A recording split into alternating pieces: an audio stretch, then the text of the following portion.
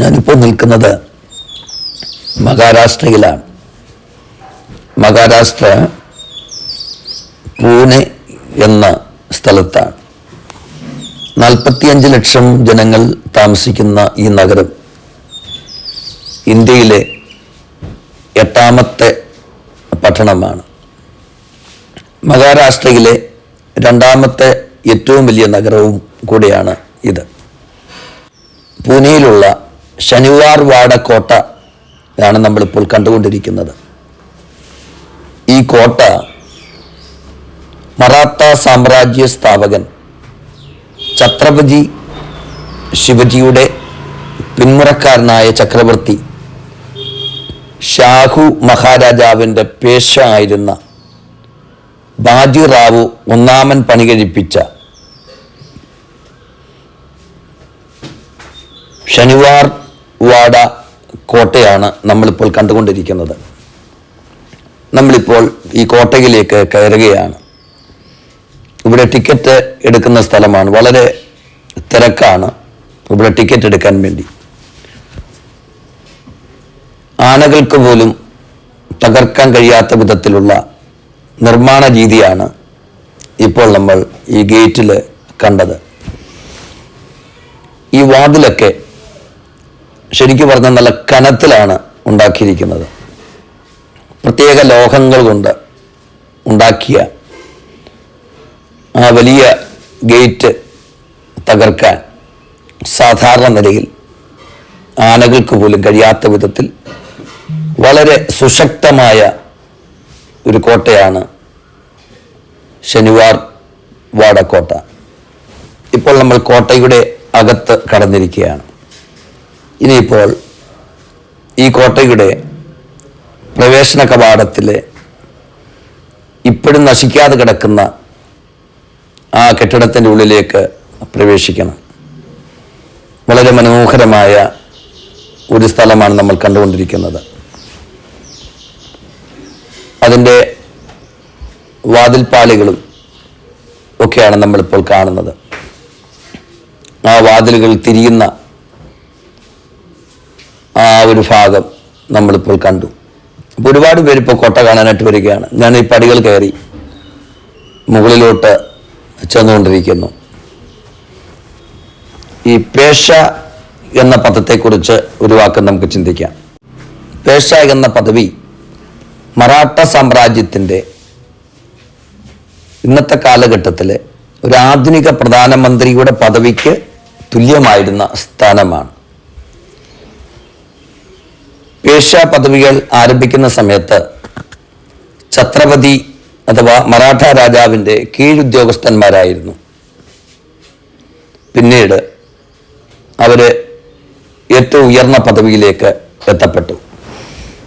ഇപ്പോൾ നമ്മൾ കാണുന്ന ആ തടി എത്രയോ നൂറ്റാണ്ടുകളായിട്ട് നിൽക്കുകയാണ്.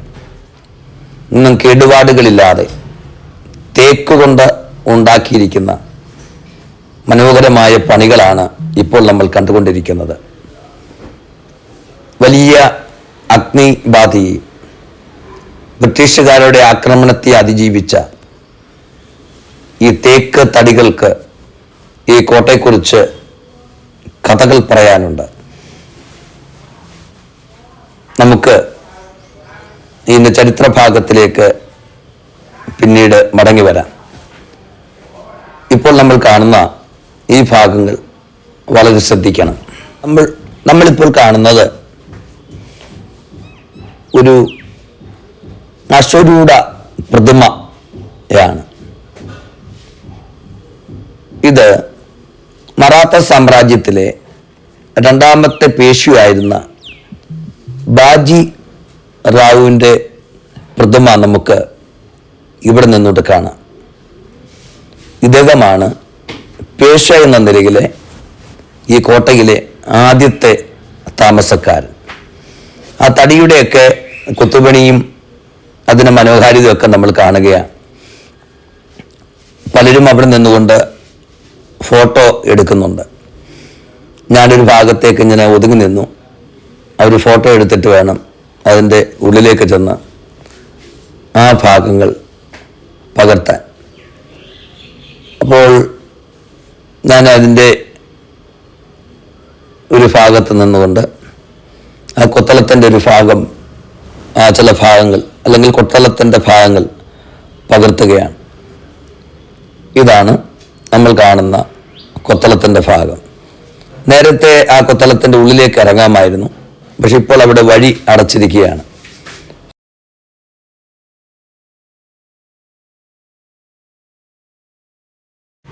നമ്മളിപ്പോൾ കണ്ടുകൊണ്ടിരിക്കുന്നത് ശനിവാർ വാട കോട്ടയാണല്ലോ.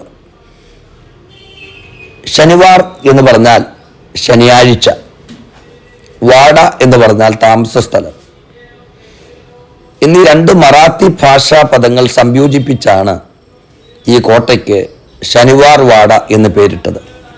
ഞാൻ നേരത്തെ പറഞ്ഞതുപോലെ നമുക്കുള്ളിലേക്ക് കയറാൻ പറ്റുകയില്ല. ഞാൻ കഴിഞ്ഞ പ്രാവശ്യമൊക്കെ വന്ന സമയത്ത് ഞാൻ ഇങ്ങനെ ഈ വഴി ഇങ്ങനെ അടച്ചിട്ടുണ്ടായിരുന്നില്ല, ഉള്ളിലേക്ക് പ്രവേശിക്കാൻ കഴിയുമായിരുന്നു. ഇപ്പോൾ ഞാൻ അതിൽ താഴേക്കൊന്നിറങ്ങുകയാണ്. താഴേക്കൊന്നിറങ്ങി ഈ കോട്ടയുടെ ഒരു ഭാഗത്തൂടെ നടക്കാനായിട്ട് ചിന്തിക്കുകയാണ്. അങ്ങനെ പടികൾ ഇങ്ങനെ ഇറങ്ങിയാണ്. സൈഡിലെല്ലാം നമുക്ക് ഇഷ്ടികകളാണ് വെച്ചിരിക്കുന്നത് കാണുന്നത്. അവിടേക്ക് ഇറങ്ങുന്ന സമയത്ത് ഫോട്ടോ എടുക്കുന്ന ആളുകളും മറ്റും അങ്ങനെ നിൽക്കുകയാണ്. ഒരു കാലഘട്ടത്തിൽ പേശോമാരും അവരുടെ പട്ടാളക്കാരുമൊക്കെ നടന്ന ഒരു ചരിത്ര പ്രാധാന്യമുള്ള, അവരുടെ കാൽപാദങ്ങൾ പതിഞ്ഞ മണ്ണിലൂടെയാണ്, നിർമ്മാണത്തിലൂടെയാണ് നമ്മൾ നടന്നുകൊണ്ടിരിക്കുന്നത്. അവിടെ നിന്നുകൊണ്ട് ഞാൻ മറ്റൊരു ഭാഗത്തിലേക്ക് ഞാൻ ഇപ്പോൾ നടക്കുകയാണ്. ആ ഭാഗത്ത് നമ്മൾ സൈഡിലേക്ക് നോക്കുമ്പോൾ നമുക്ക് പട്ടണം കാണാം. നമ്മൾ കയറി വന്ന സമയത്ത് നമ്മൾ ആ പട്ടണ ഭാഗങ്ങൾ കണ്ടല്ലോ. വളരെ സുശക്തമായ ഒരു കോട്ടയാണ് ശനിവാർ വാട എന്നത്. 1732 നിർമ്മിച്ചതാണ് ഈ കോട്ട. 1818 ബ്രിട്ടീഷുകാരുടെ മുന്നിൽ മൂന്നാം ആംഗ്ലോ മറാത്ത യുദ്ധകാലത്ത് കീഴടങ്ങുന്നത് വരെ മറാത്ത സാമ്രാജ്യ പേഷ്യാസിൻ്റെ ആസ്ഥാനമായിരുന്നു. മറാത്ത സാമ്രാജ്യത്തിൻ്റെ ഉദയത്തിന് ശേഷം 18-ാം നൂറ്റാണ്ടിൽ ഈ കൊട്ടാരം ഇന്ത്യൻ രാഷ്ട്രീയത്തിൻ്റെ ശ്രദ്ധാകേന്ദ്രമായിട്ട് മാറി. ഈ കൊത്തളത്തിൻ്റെ ഈ ഭാഗത്തു നിന്നുള്ള കാഴ്ച ഇങ്ങനെയാണ്. ഇനി നമുക്ക് തിരിച്ച് പഴയ കൊട്ടാരത്തിൻ്റെ ഭാഗത്തേക്ക് നമുക്ക് പോകാം. ആ പാലസിലേക്ക്, തേക്കിൻ്റെ പാലസിലേക്ക് നമ്മൾ മടങ്ങി വരികയാണ്. അവിടെ നിന്നുകൊണ്ട് നമുക്ക് ശനിവാർ കോട്ടയുടെ ഇപ്പോഴുള്ളതായ സ്ഥിതി നമുക്ക് കാണാം. ഇപ്പോൾ കാണുന്നത് പോലെ ആയിരുന്നില്ല അന്നത്തെ കോട്ട. അതിമനോഹരമായ വാസ്തുവിദ്യയും യുദ്ധപ്രതിരോധ മാർഗങ്ങളും കോട്ടയിൽ നിന്ന് പുറത്തേക്ക് രക്ഷപ്പെടാനുള്ള ഭൂഗർഭ വഴികളും മറ്റും ശനിവാർ വാടയുടെ ഒരു പ്രത്യേകതയാണ്. നമ്മൾ കാണുന്നത് പോലെ ഈ സ്ഥിതി ആയിരുന്നില്ല എന്ന് ഞാൻ പറഞ്ഞല്ലോ. 1828 എങ്ങനെയോ ഉണ്ടായ, അല്ലെങ്കിൽ വിശദീകരിക്കാൻ കഴിയാത്ത ഏതോ കാരണത്താൽ ഉണ്ടായ അഗ്നിപ്രളയത്തിൽ ഈ കൊട്ടാരം പൂർണ്ണമായിട്ട് നശിച്ചു.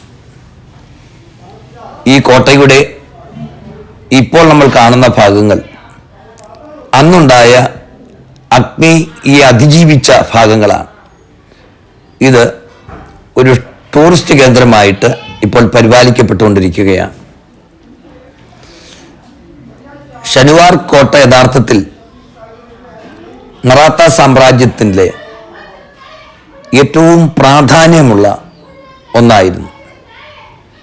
നമ്മൾ ഇവിടുന്ന് താഴേക്ക് ഒന്നിറങ്ങുകയാണ്. ഈ കോട്ടയുടെ മറ്റൊരു ഭാഗത്തേക്ക് നമുക്കൊന്ന് പോകാൻ വേണ്ടിയാണ്.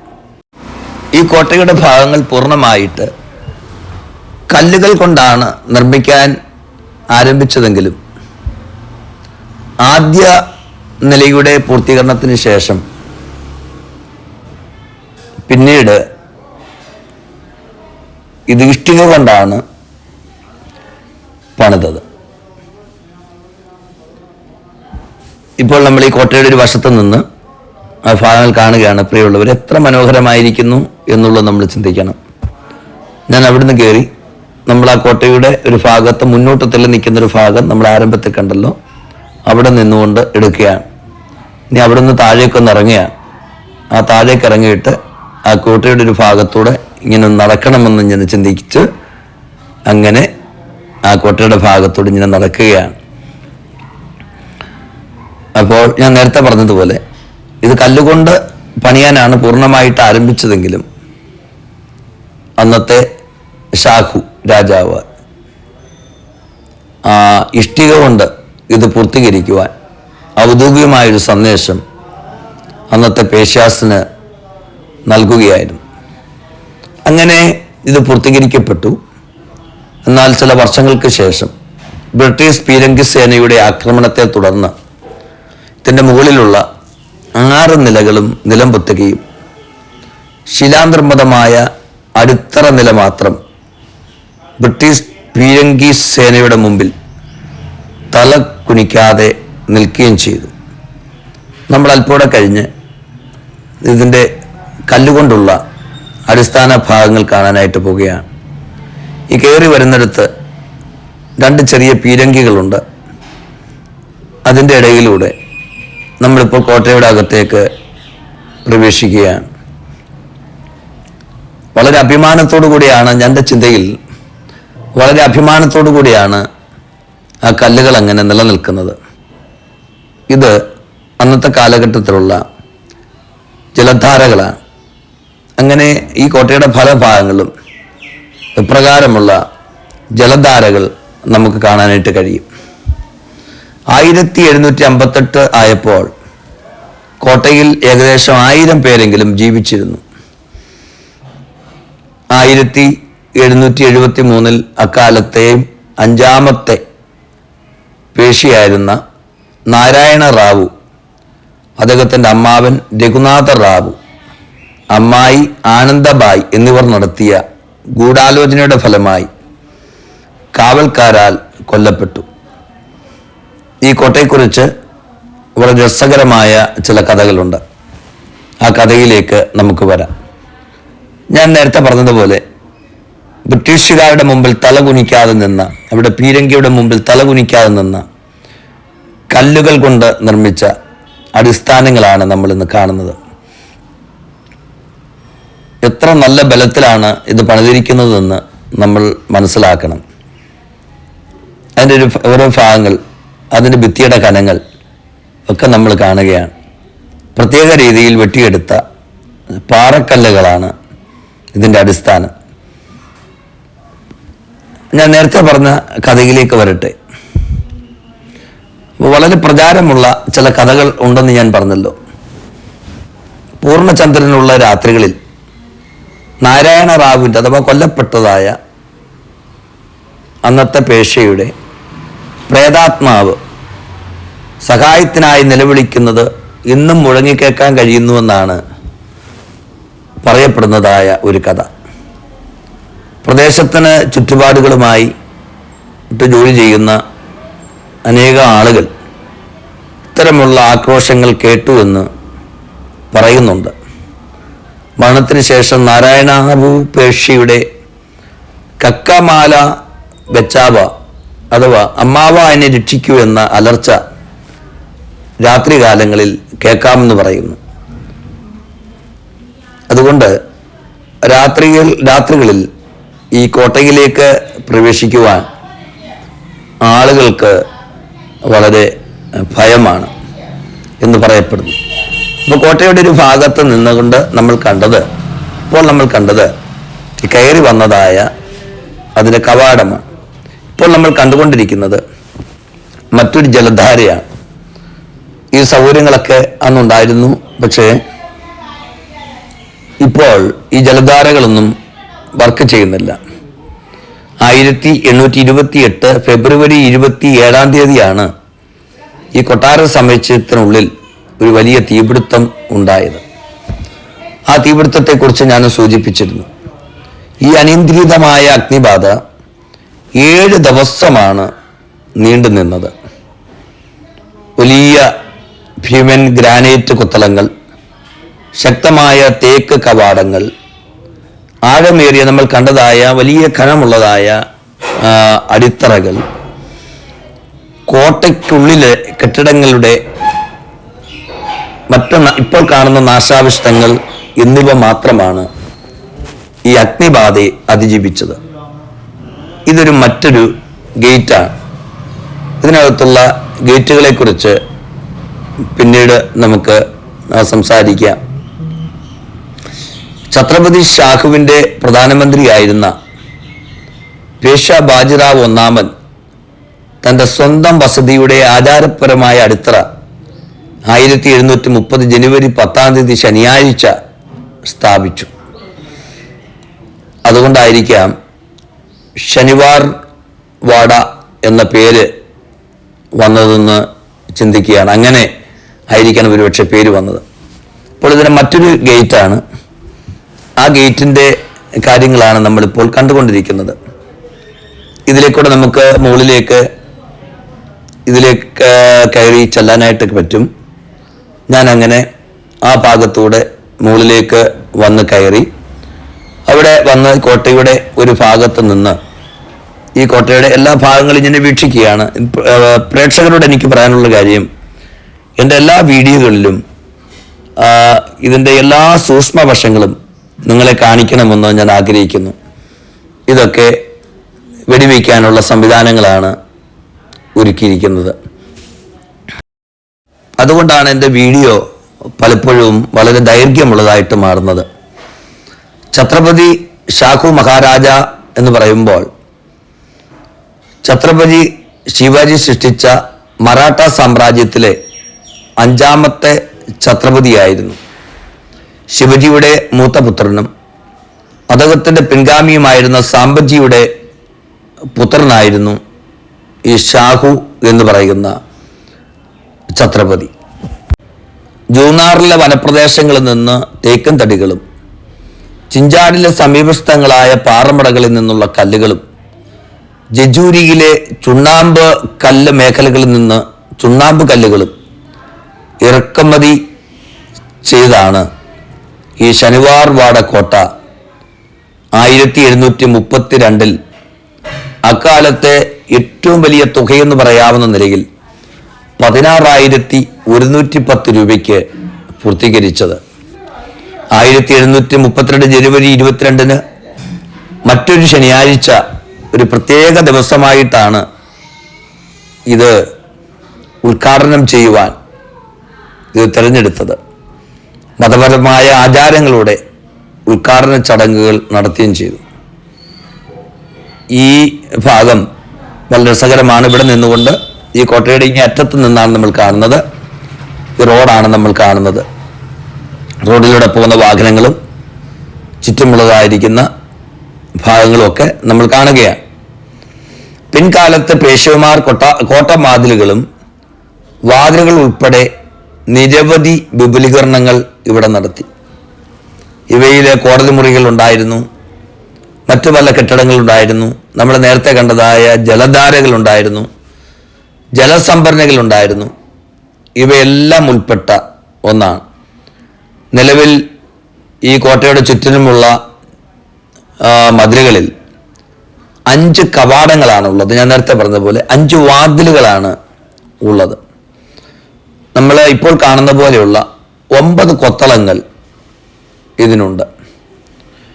മാത്രമല്ല ഇവിടെയൊക്കെ നിന്ന് നമ്മളത് വീക്ഷിക്കുമ്പോൾ ഈ കോട്ടയുടെ ഈ കൊത്തളത്തിൽ നിന്നുള്ളതായ നിരീക്ഷണ ഭാഗങ്ങൾ, അന്ന് ഈ കാലഘട്ടത്തിൽ വളരെ വിജനമായി കിടക്കുന്ന സ്ഥലമായിരിക്കാം, മരങ്ങളൊന്നും ഉണ്ടായില്ല.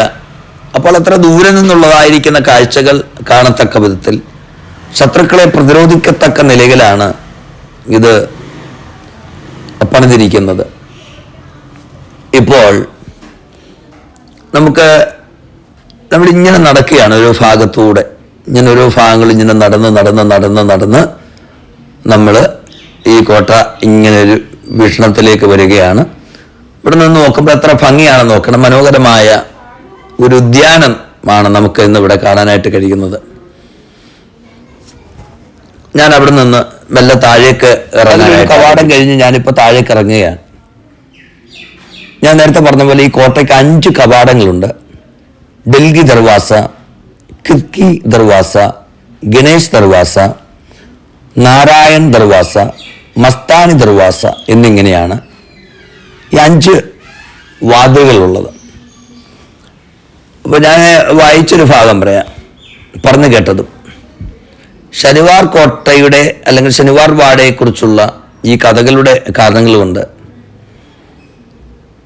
6:30 ശേഷമുള്ള വൈകുന്നേരം 6:30 ശേഷമുള്ള ഈ കോട്ടയിലേക്കുള്ള പ്രവേശനം കർശനമായിട്ട് നിരോധിച്ചിരുന്നു ഞാനിങ്ങനെ പറഞ്ഞു കേട്ടു. അപ്പം ഞാൻ ഇത് കോട്ട സന്ദർശിക്കുന്ന 2ാം ഭാഗമാണ്. അപ്പോൾ നമ്മൾ നേരത്തെ കണ്ടതായ തേക്കിൻ്റെ പാലസ് അവിടെയാണുള്ളത്. ഇപ്പോൾ നമ്മൾ വെളിയിലേക്ക് ഇറങ്ങുകയാണ്. പ്രിയമുള്ളവരെ, ഇതെല്ലാം നശിച്ചു പോയെങ്കിലും ഇതിൻ്റെ ഉദ്യാനമൊക്കെ ഇപ്പം നിലവിലുള്ള അവശിഷ്ടങ്ങളൊക്കെ നന്നായി പരിപാലിക്കുന്നുണ്ട്. ഇവിടെ നിന്ന് തന്നിരിക്കുന്ന ടോക്കൺ ഉണ്ട്. ആ ടോക്കൺ നമ്മൾ ആ കവാടത്തിൽ ആ മിഷൻ ഇട്ടെങ്കിൽ മാത്രമേ നമുക്ക് ഇറങ്ങാനായിട്ട് പറ്റുകയുള്ളൂ. ഇവിടെ നിന്നുകൊണ്ടുള്ള ആ സുശക്തമായ വാതിലുകൾ നമ്മൾ കാണുകയാണ്. ഇപ്പോൾ ഒന്ന് വെളിയിലേക്ക് നമ്മൾ ഇറങ്ങി ഈ കോട്ടയുടെ ആ മനോഹരമായ ദൃശ്യങ്ങൾ നമ്മൾ മൊത്തത്തിലൊന്ന് പകർത്തിയിട്ട് നമ്മൾ അടുത്ത ഒരു വീഡിയോയിൽ നമുക്ക് കാണാം. നമുക്ക് താൽക്കാലികമായിട്ടൊന്ന് വിട പറയുകയാണ്. ഇവിടെ ആ ടോക്കൺ ഇട്ടിട്ട് ഞാൻ വെളിയിലേക്ക് വന്നു. വെളിയിൽ നിന്ന് വന്നിട്ട് ഈ കോട്ടയുടെ ചിത്രങ്ങൾ ഒരിക്കൽ കൂടെ മനോഹരമായ ചിത്രം ഈ കോട്ടയുടെ മറ്റൊരു ഭാഗത്ത് നിന്നുകൊണ്ട് അത് പകർത്തി ഞാൻ താൽക്കാലികമായിട്ട് ഈ കോട്ടയോട് വിട പറയുകയാണ്. എൻ്റെ പ്രേക്ഷകർക്കെല്ലാവർക്കും പ്രത്യേകമായ നന്ദി പറയുന്നു. നിങ്ങളെപ്പോഴെങ്കിലും ഇവിടെ വരുമ്പോൾ ഈ ശനിവാർ വാട കോട്ടയിൽ വന്ന് ഈ കോട്ട കാണണമെന്ന് ഞാൻ പ്രത്യേകമായിട്ട് അഭ്യർത്ഥിക്കുകയാണ്. വളരെയധികം ആളുകൾ, നീണ്ട ക്യൂ ആണ് നമുക്ക് ഈ കോട്ട കാണാൻ വേണ്ടിയുള്ളത്. എല്ലാവരെയും ഞാൻ സ്വാഗതം ചെയ്തുകൊണ്ട് ഈ വീഡിയോ അവസാനിപ്പിക്കുന്നു. വീണ്ടും നമുക്ക് കാണാം.